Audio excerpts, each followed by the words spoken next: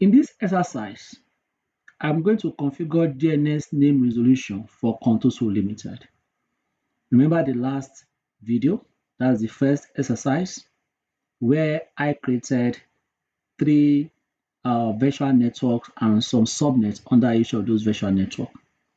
So this is like a continuation of that particular scenario. So I'm going to create a private DNS zone named contoso.com, and I'm going to link the Vnets for registration and resolution. Then I'm going to create 2 virtual machines so that I can test that configuration. So in this exercise, I'm going to perform the following tasks. In task 1, I'm going to create a private DNS zone. In task 2, I'm going to link subnet for auto registration. In task 3, I'm going to create virtual machines to test the configuration. And in task 4, I'm going to verify that records are present in the DNS zone. So here's my Azure portal. So what I will do right now is to go to the search and I will look for private DNS zone. And I'm going to click create so that I can create a new private DNS zone. Why do I need this private DNS zone? Or what is the essence of a private DNS zone?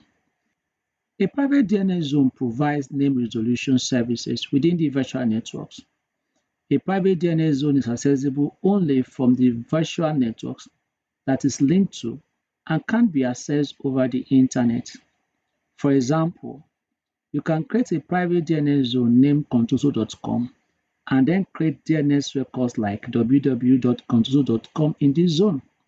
You can then link the zone to a more than one virtual network.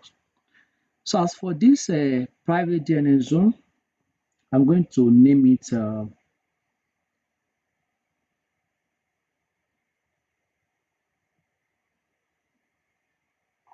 contoso.com.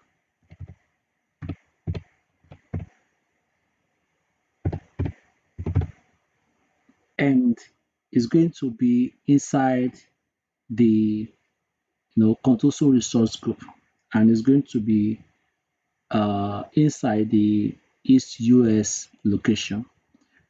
Now I'll click review plus create. As usual, it's going to go through the final validation. So I'm going to wait until that is ready, after which it's going to give me the create button, and now I'll click on the create button. It's initializing the deployment right now. So while that is going on, I'm going to switch to the whiteboard. Remember, the last video, I've already created these 3 virtual networks. So what I've just done now is I've created the private DNS zone. So I'm going to draw that one as well. So I'm going to draw this in form of a circle, or something related to circle. And the name of this private DNS zone will be contoso.com.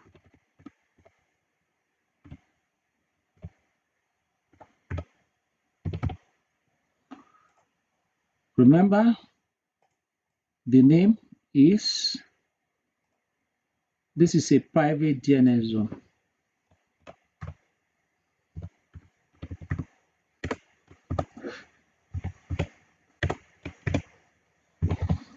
And the name of the private DNS zone is what?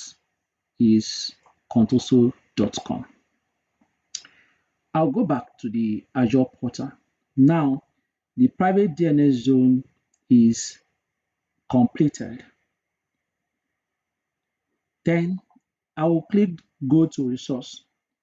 This will take me to the contoso.com private DNS zone.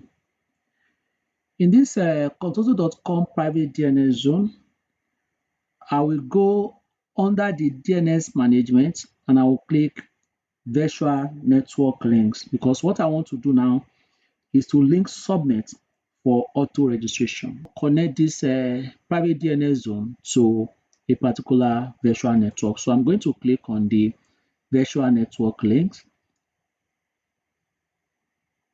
So what I will do now is to click on the add, and I'm going to give the link a name.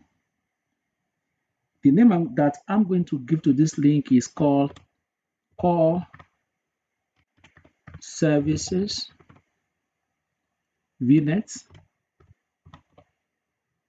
link. And as for the subscription, I will leave it this way. And as for the virtual network that I want to link it to is Contoso Service Vnets. And under the configuration, I'm going to check this box, enable auto registration. So these settings will enable automatic creation of DNS record in this private DNS zone for the virtual machines connected to the virtual network. It simply means that any virtual machine connected to this virtual network called Core Service VNet now is going to contain DNS records. So I will go ahead now and click create, and you can see it's now creating the virtual network link. So while that is going on, let me go back to the diagram. So what has happened here now is that there is a connection now. There is a link between the private DNS zone called Contoso.com and the core services VNets. Okay, let's go back to the Azure portal. So it's still creating the virtual network link, and right now is ready. So here is the core services VNet link. Now I'm going to go to the task 3, where I'm going to create virtual machine to test the configuration. So in order to create the virtual machine, I'm going to use an existing JSON script to create the virtual machine. So what you need to do is that you can go to GitHub. When you get to GitHub, for example, let me go to GitHub. So I just want to show you where you can see this particular script that I want to use now. So when you get to GitHub, the course code is AZ-700.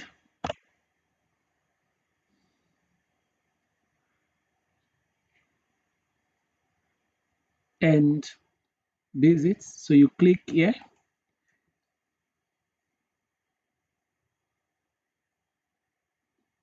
And what you are looking for is the sample files, and you can find it here. If you click on this one now, you can download the zip files, and the zip file is somewhere here in the download. This is my download, and this is the folder. This is zip file. So I extracted this zip file now into this.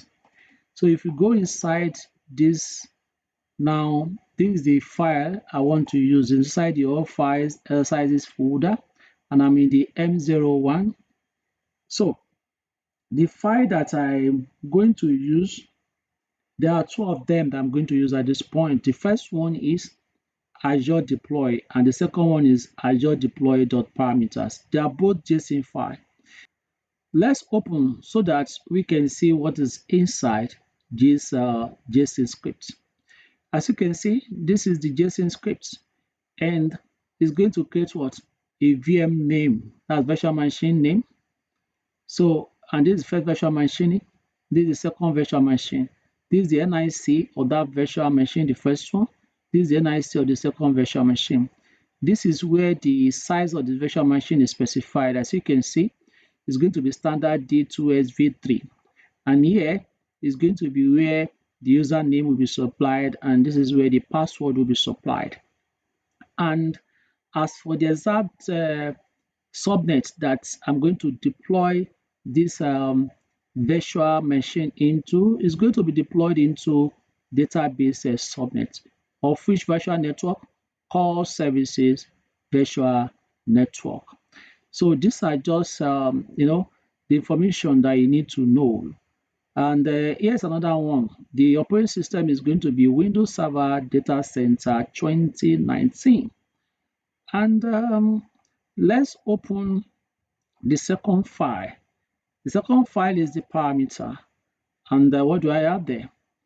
The VM name, that is the first VM name, that is this one. This is going to be the value, test VM1. That is going to be the name of the VM. The second VM, here is going to be what? Test VM2. And you can see the size of the VM is also verified here, and the size is going to be standard D2SB3. And as for the username, that is this admin username, is going to be test user. There is no parameter for password.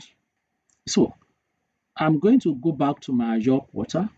Then I will click on the Cloud Shell.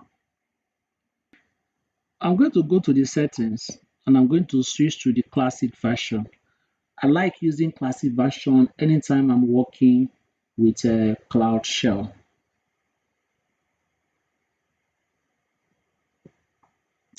Then I'm going to click on this upload download file and I'm going to upload the files. Here is it, Azure deploy. I'm going to upload them one after the other. So I'm going to upload the second one now. Second one is Azure deploy.parameters. And it's also uploaded. So the first thing that I will do now is to create a variable. And the name of the variable will be rg name. If you are familiar with PowerShell scripts, you know that once you see a $sign in front of anything, that shows that is a variable. And what is the essence or the purpose of variable? It's something that will hold value on a temporary basis. So the name of the variable is going to be Contoso resource group.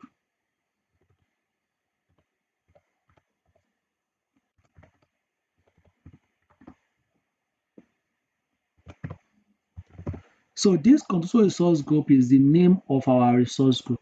Let me go back to the resource group so that you can see that is exactly the name of our resource group. Can you see? Contoso resource group. So that is the value I'm passing into this particular place.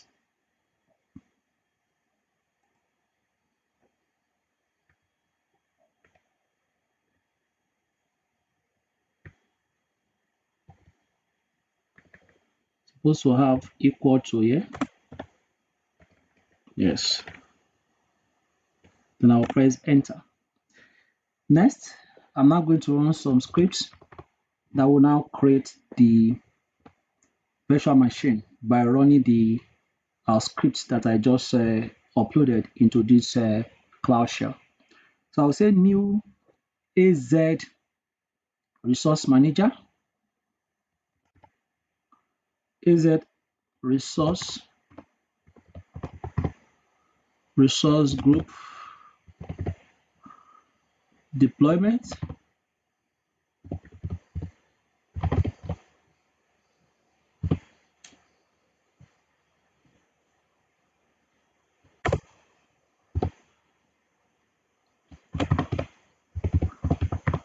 Resource group name.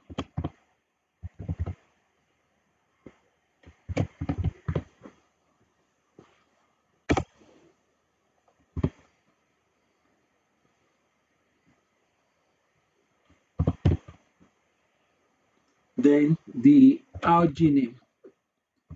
That is the resource group where it's going to deploy it into. You can see this is a parameter for what? The resource group. And what's the value? RG name, that is this particular resource group. Then I will specify -template file.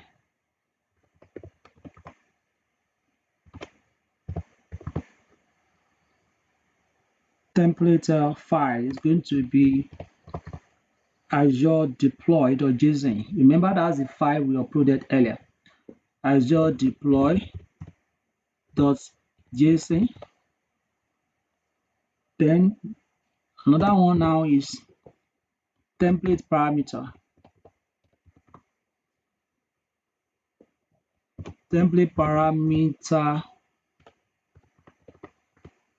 file is going to be azure deploy.parameters, azure deploy.parameters.json. So remember the two files again. Let me show you. This is azure deploy.json. This is azure deploy.parameters.json. So, and I've uploaded the two files earlier. So I will now click enter. Like I said earlier, it's going to ask for password because there's no parameter for password. So I'm going to supply password at this point. And I'll press enter. So this will take some time. It has created it. Now I have test VM1 and the test VM2. So what I want to do now is to verify that I have the two virtual machines. So I will go to the virtual machine, and in the virtual machine, I'm supposed to see two virtual machines. Here is it, test VM1, and the second one is what? Test VM2. I'm going to move to the task 4, where I will now verify that records are present in the DNS zone. Remember, these two virtual machines we just created. Let me draw the two virtual machines now. So I have a virtual machine like this.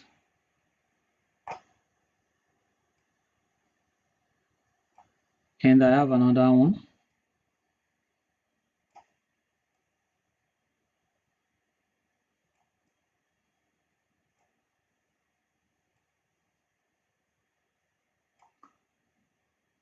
So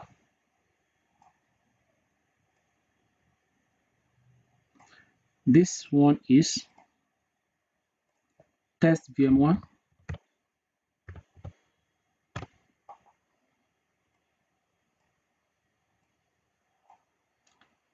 And this one will be test VM2.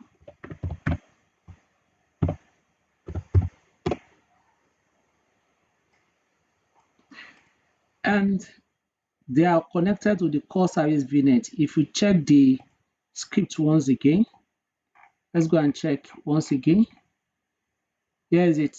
The virtual network is core service VNet, and the subnet is what? Database subnet. So I'm going to draw a line between the database subnets and these two virtual machines. That is the connection. It simply means that these two virtual machines is going to have an IP address in the range of 10.20.20. Any other number. And as far as the DNS is concerned, they are going to have something like maybe vm1.contoso.com, vm2.contoso.com. It's going to be the name of the VM. So since the name is test VM1, the name of the DNS will now be test vm1.contoso.com, then test vm2.contoso.com. So the first thing that I want us to do is to go to the private DNS zone right now. So I'll go back to the Azure portal, and I will go to the private DNS zone. In the private DNS zone now, I should be able to see the DNS zone that I created, that is the contoso.com. And inside the contoso.com, if I go to the record set, I should be able to see the records. And here is the record, test VM1 and what? Test VM2. Look at the IP address of the test VM1. I think I made a mistake here. It's actually 120 dot. I must have made a mistake while I was inputting the range of the IP address in that particular subnet. I must have used 120, instead of what am I supposed to use instead of the 20. I think I didn't clear the one that was there before. But I hope you guys just understand what I was trying to achieve. It's supposed to be 20. So based on what is there now, it simply shows that the range is 120, but it's still okay. Let's leave it that way. So the way it is now, I have test VM1 with this IP address, test VM2 with this IP address. Let's go and connect the virtual machine itself and see if truly this is what I have. So I will go to the virtual machine and I'm going to click on the test VM1. And in the test VM1, I'm going to click connect so that I can connect to the test VM1. I want to go inside the test VM1, so I'm going to use the RDP connection. What is the full meaning of RDP? Remote Desktop Protocol. And the port number for Remote Desktop Protocol is port 3389. So I'm going to download the RDP file.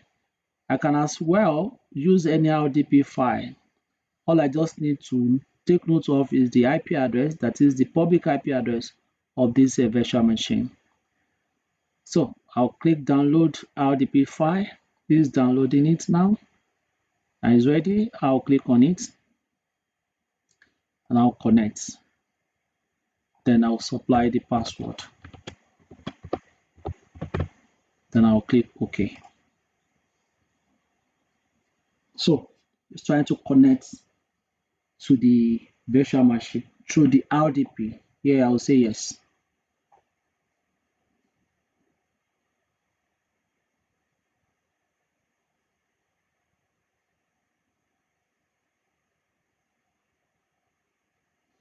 So we're going to wait for a few minutes. The connection is about to be established, and right now is establishing the connection. Look at the IP address again, 52.255.173.9. Remember, I'm supposed to get the DNS name for this IP address. I'm also supposed to have IP address as well. So I want to allow it to be fully ready.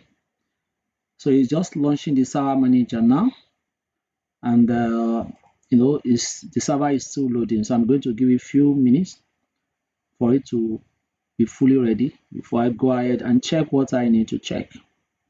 So I will go to the start button of this virtual machine, and I'm going to look for the command prompt, that's the CMD.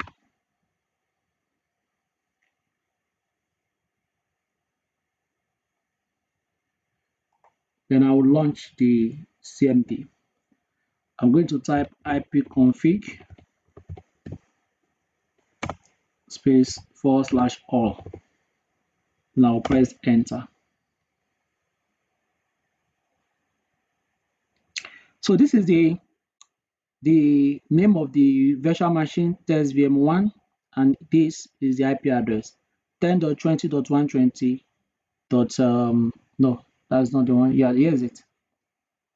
10.20.120.5. This one is the default gateway. This is the real IP address. Do you remember that it's the same IP address we saw in the DNS? Now, if I type this ping test VM2, not the VM2. The VM2 is the second virtual machine. And remember that we already configured the DNS name for it. So I'll just type it test VM2 dot contoso and I'll press enter. Right now, it's not going to really return anything. This command will time out because of the Windows firewall that is enabled on the VMs. You can see now the request timeout. So I'm going to use another command so as to bypass that. I will use ns lookup, then test vm2 contoso.com.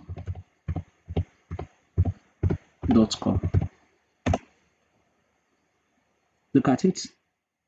You see, it returned the IP address of the second VM. That is, you can see that one has .4, and this is the name resolution, testvm2.contoso.com.